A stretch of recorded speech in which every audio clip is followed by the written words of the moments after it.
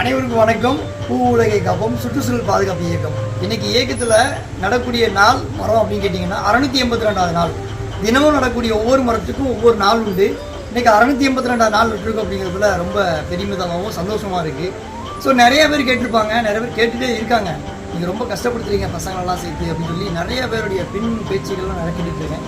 So எனக்கு அதெல்லாம் பெரிய விஷயமே இல்லை. இந்த காலம் விட்டுருவேன். கஷ்டம் எதனால் படுத்துகிறோம், எந்த நோக்கத்தை பொறுத்து படுத்துகிறோம் அப்படிங்கிறத முதல்ல தெரிஞ்சுட்டு பேசுங்க. ஏன்னா நாளை தலைமுறை காப்பதற்காக தான் இந்த ஒரு செயல், சரிங்களா?